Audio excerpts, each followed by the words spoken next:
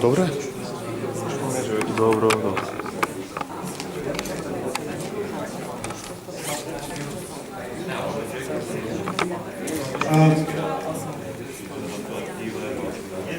Please, ladies and gentlemen, so welcome to the last panel. Normally the role of the chair was to initiate discussion, to summarize the thoughts of the speakers, and to give his or her own thoughts on the topic. I will be exempted from this role because of time limitations. Some of our panelists actually will have to catch a flight exactly at 2 o'clock. The taxi will come, and therefore I will immediately give the floor to the speakers and comment on the topic on my own. Let's start with Inan. No, I didn't know that I would be first. It was not in the program. So let me just quickly set up the presentation. Meanwhile, thank you very much for the invitation. I'm really very glad to be here.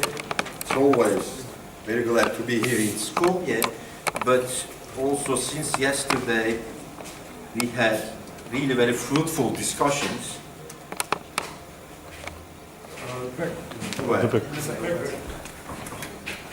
Thank you. Really very fruitful discussions which I enjoyed.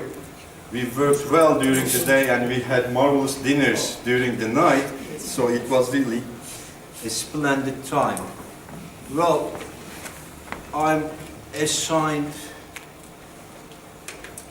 a presentation on Turkey, EU, Turkey as an emerging power, yes, and the relations with the EU, and I prepared a presentation, but following all these productive and substantial discussions we had since yesterday, I won't present the structured presentation, but in the presentation itself, I will try to express general opinions also on what was said since yesterday.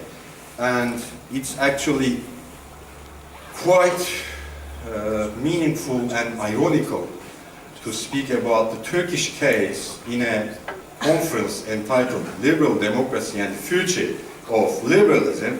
It's quite ironical since Turkey, with its advanced democracy, as the government says, and as a world power, again, as the government says, of course it's a splendid, impressive example of liberal democracy in world politics. Turkish spirit will lead the liberal democracy in the world, and I will try to show how and why. I think it's quite a good irony, and I like ironies. They are often quite productive, and even if they are not productive, they are entertaining. So I will try to keep this irony throughout the presentation, which may come out that I will be politically incorrect in some comments, so please do forgive me for that. And secondly, we say in Turkish, let's eat sweets and let's talk sweetly. That's why I brought Turkish Delight for this session. I'm delivering by this occasion to the chairperson to be distributed to the hungry masses, so that we'll have both productive and joyful presentation and session. So, EU, Turkey, Balkans, emerging what? What's really emerging? Do we have really emerging powers or not? I'll start with a brief overview, which will be in fact the main points that I want to say about liberal democracy, foreign policy, the fate of liberal democracy, the Turkish case as an emerging power. Well, I would say that mostly throughout in the modern history, the link between liberalism and foreign policy was quite weak. We did not really see the reflections of liberalism in foreign policies, although we have argued long time that the world order was liberal. And in most of the cases, the masses, the ordinary layman, especially conservative layman, was quite alien to foreign policy and also democracy, as we shall see also in the Turkish example. Well, what we have now for the moment in the Turkish case is quite a stalemate of authoritarian parliamentarism. We have the parliament, we have the elections, we have a legitimate government, democratically elected, and the government, and particularly the prime minister, thinks that he can be, or the government in general can be, authoritarian in its behaviors just because they are democratically elected. It's not like they are hiding their authoritarianism. It's quite open. They are explicit on this. And if there is only one good thing about Recep Tayyip Erdogan, is that he is always open. He is not sneaky. He is always stating clearly and openly what he means. And he says that the government has the right to be authoritarian because it's democratically elected. This is what nation wants in his own words. And nation wants strong state, progress, which means basically economic growth, and that can be done with a strong government, meaning an authoritarian government. And while, particularly since last year, we have huge demonstrations and sort of influential opposition in the streets against the government, they were relatively successful in changing some policies, at least in keeping Gezi Park as a park, and preventing somehow authoritarian, arbitrary behavior of the government, but could not change and apparently will not be able to change the government and or the authoritarian behavior. So it's basically a stalemate. The pro-democracy forces, Democrat forces, could not win, but the government could not win either in its so-desired authoritarianism. In terms of foreign policy, until recently, until Turkish involvement in Syrian crisis, let's say, or Syrian civil war, we have observed discourses about liberal elements in Turkish foreign policy. Economic cooperation, regional cooperation, the influence and the importance of economic relations in peacemaking, democratization, since democracies do not fight with each other, so on and so forth. We have observed very clearly, very fairly, traces of liberal arguments about foreign policy in Turkish foreign policy until recently, until the Syrian civil war. This is gone with the wind in the last 2 years, mostly with Arab Spring. After the Arab Spring, the emerging power, Turkey, thought that it will be a model for the Arab countries, and what the government means by the model is basically a conservative government, democratically elected, not necessarily democratic in terms of fundamental rights and freedoms, but democratic in the sense that it is elected, and it would apply forms of wild capitalism, so to say, under the name of the free market. That's basically what the conservative government in Turkey is about, and they were thinking to export this model to all Middle Eastern countries, especially Arab countries. And it will be done through the Muslim Brotherhood movements. The Muslim Brotherhood movements in the Arab countries will be modernized, so to say. Their peace with the contemporary capitalism would be provided, and their peace with modern liberal democracy will be provided. And the Turkish government was quite sincere in this. They were believing in that. That project has largely failed in Egypt, in Syria, as it can be observed, as well as, in fact, in Turkey, as we can see. So basically, yet another stalemate in terms of foreign policy. They tried to use liberal elements, did not necessarily work. They tried to export democratically elected conservative government applying wild capitalist policies, largely failed. So we have again another stalemate in Turkish foreign policy, so to say. And let's move to the relations with the EU in this sense. Well, I would say, and I have always characterized Turkish-EU relations as mutual hypocrisy. Both sides have known since the very beginning that it would not be a happy marriage anyway if it becomes a marriage somehow. But nevertheless, they both needed each other for economic relations, for foreign policy cooperation, so on and so forth. So they did not deny each other, they did not reject each other right directly either. It could have been actually quite an honest and productive relationship, but it turned out to be a relationship of mutual hypocrisy. And the deadlock we have today, that Hans mentioned yesterday, it's quite a preferred deadlock, I would say. Both the EU and the Turkish conservative government prefers this deadlock. This is actually what the situation, what the relations ontologically has been ontologically the case. And now we see this as the most ultimate, clearest, concrete reflection of this ontological deadlock in the relations. Couple of words about Turkey and Balkans in the last couple of years, on the last decade. Last year in a conference in Izmir, the title of the presentation by Bosnian origins Croatian scholar was Turkish Balkan policy, who gets the kisses, who gets the dollars. Since in the last decade, Turkey has emphasized the economic relations, increasing economic relations with the Balkan countries. So we have seen many visits, sweet talks, nice discourses about cultural background, common heritage, so on and so forth, and increasing economic relations. Well, I think, and I will be clear on that, Turkish economic ambition, let's say, in neighboring regions is stemming from the fact of Turkish economy's structural problems, so to say. It's a typical semi-peripheral economy, to say roughly.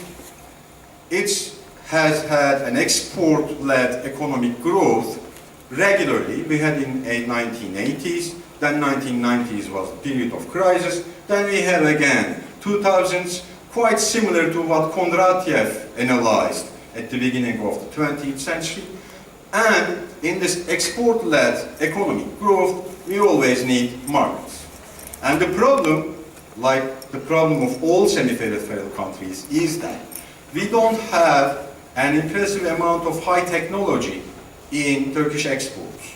As I will show some data at the end of the presentation, also symbolizes the Balkan position in the world economy. So we are basically exporting consumption goods and importing investment goods from some core countries, mainly Germany and United States. So we have trade deficit. So we have current account deficit. And one of the ways to decrease the trade deficit is an aggressive export strategy towards the neighborhood. And indeed, Turkey has foreign trade surpluses with all the neighbors except Russia and Iran, because they are selling energy to Turkey. That's why we have deficits with Russia and Iran. Otherwise, we have always surpluses. And this is, I would say, if non-socialists or anti-socialists would forgive me for saying that, it's quite an imperialist picture. Turkey has tried in its foreign policy a sort of semi-imperialism in order to sustain its economic growth as well as political influence. And the term that was used for these policies was regional power or even regional hegemony, while the country has been, since its independence, since its establishment, was rather a global sub-hegemony. It was responsible of the expansion of the global capitalist system, corresponding modern state system and liberal democracy in the regions around. And this is the case since the establishment of the first Turkish parliament in 1920 in Ankara, following the Ottoman Parliament of 1908. Anyway, the question is, do we really need global sub-hegemons around? Or do we really need regional powers around? And thinking in the Balkan context, nearly everyone is a regional power anyway. Half of the region is a regional power. And Serbia is a regional power, right? Bulgaria. Nobody really cares about this Bulgarian foreign policy as much as they did for some other countries, but Bulgaria is also regional power. Greece is on its knees now, as it has been regularly throughout 20th century or since the independence, let's say. It's again a typical semi-peripheral country, but it's still a regional power. So we have at least 4 regional powers in tiny Balkan region: Serbia, Bulgaria, Greece, and Turkey. Do we really need that much regional powers around? And in any case, I think it's clear that we don't need at all a regional hegemon. But thanks God, none of them could become a hegemon throughout 20th century, including now the 21st century, I would say.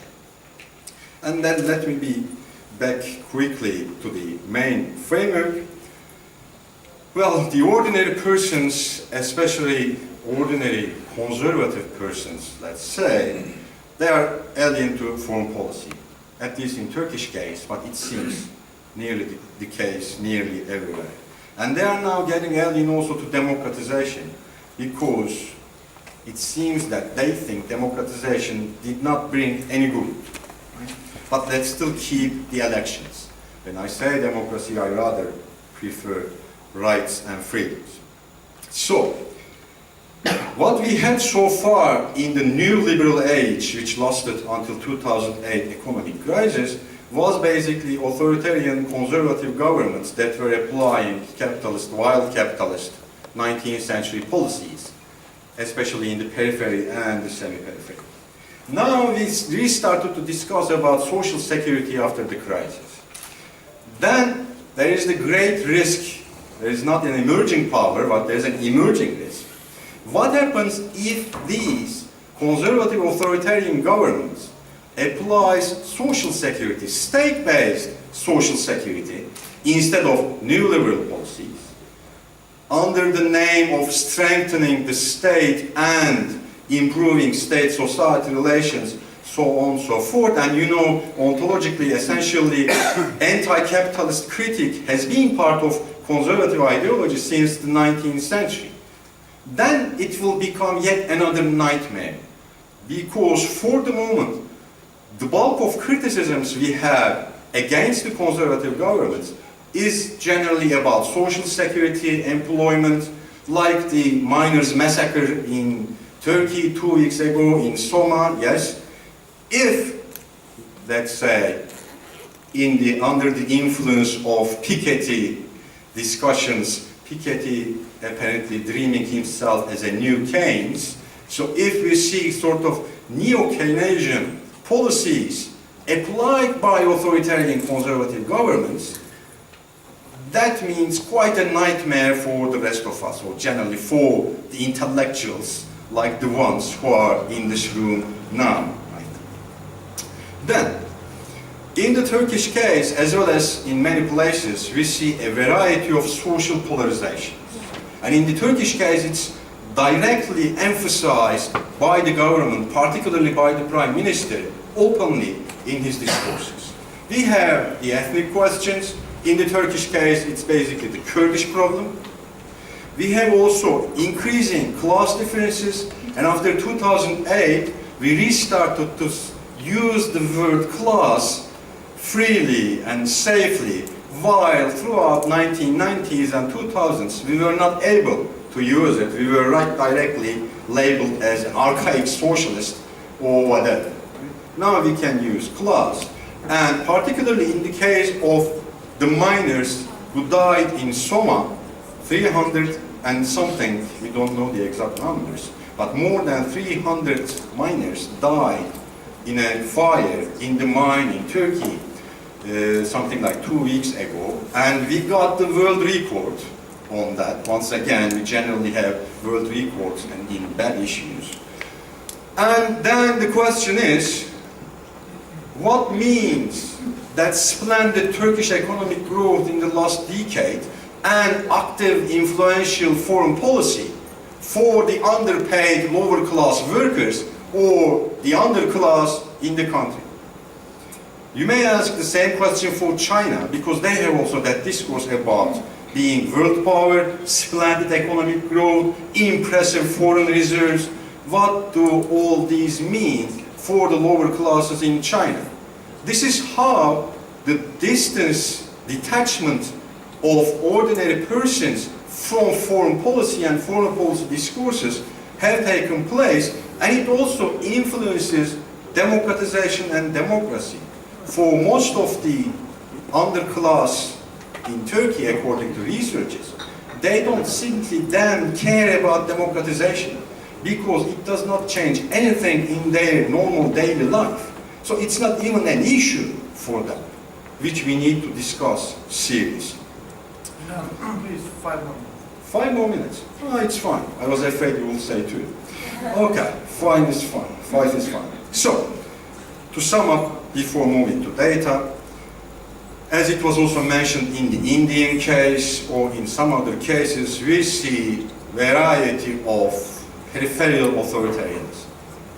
We have still forms of democracy, rights and freedoms in core countries, basically northwestern part of the globe, plus Australia, Japan, maybe, or some others, and social security in the European case, while in the rest, we see authoritarian governments, discourses on economic growth and progress, sometimes has taken place, though not really substantially, and in quite a problematic manner. Turkish economic growth in the last decade actually manifested many flaws that when we were saying this in the country, we were directly labeled as anti-government, we were jealous about the government, we couldn't bear with their success, that's why we were saying all these blah blah. But now, beginning with this year, we see the effects, increasing effects of the global economic crisis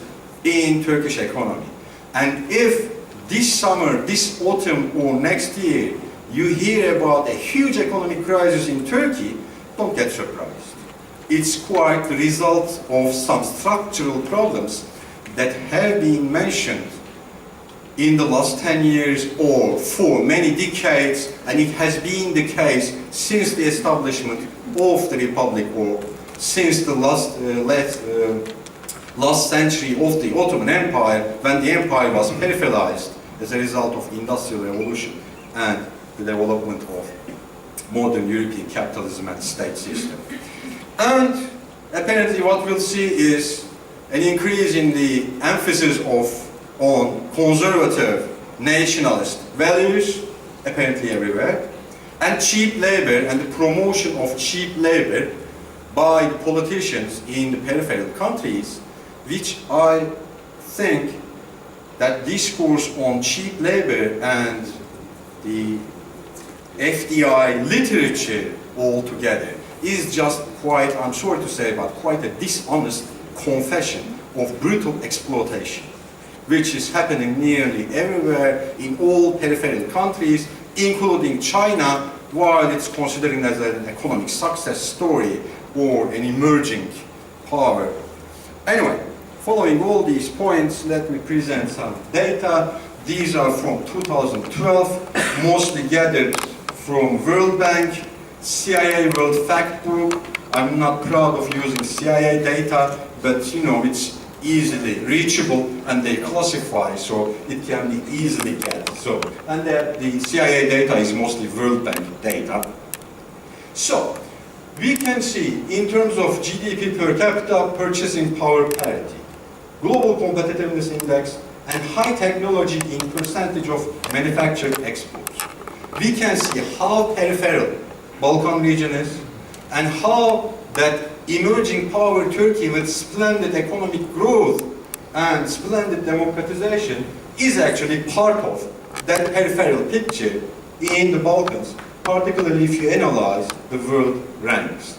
I want to stress the use of high technology in percentage of manufactured exports because it's one of the solid criteria to differentiate between core countries and the peripheral countries. As you can see, we are well below the euro area, forget about this. We think that euro area is in crisis, but they are still number one in world exports, and they have a good percentage of high technology in exports. But we are also quite below than what is classified as lower middle income countries in World Bank. So we are living in a peripheral region, and Turkey is part of that peripheral region. And let's see the social aspect of the story in terms of Human Development Index and unemployment, official unemployment in these countries. As you can see, these are the world rankings. It's not brilliant either. And finally, before finally, again, some economic data to show the structural problems of peripheral economies, basically current account balance, external debts, and although the exports have risen in terms of volume, actually imports also have risen. So we have observed the increase in the exports as well as increase in the foreign trade deficits, not surpluses. So increase in exports did not mean increase the solution to the problem of foreign trade deficit. And finally, about democratization, it's quite an old data. I'm sorry for that. Of course, we had elections after, but I don't necessarily think that the picture changed. As you can see in many Balkan countries, people do not even vote. They don't even care about the elections. They don't think that the elections solve their basic concrete problems. I mean, do we have anyone, any Balkan citizen in this room who sincerely, safely thinks that elections solve the problems of ordinary persons in our country? Particularly in terms of social security, employment, all these Your co-panelists, but okay, we'll talk about it later. Okay. Social aspects. All right, so finally, last sentence is... European minutes. Okay, no, last sentence is basically, in this world of global economic crisis and rising authoritarianism, those of us who believe sincerely in fundamental rights and freedoms, and for all segments of the society without polarization, and who are earning their lives through their labor honestly without any corruption or clientelism. Life is getting very hard, harder and harder every day. And nearly in all countries. In Turkey it's the case, in Balkan countries, in Ukraine it's a nightmare, in Syria it's a catastrophe, even in Russia these kind of people have serious problems. And it is becoming more and more a problem of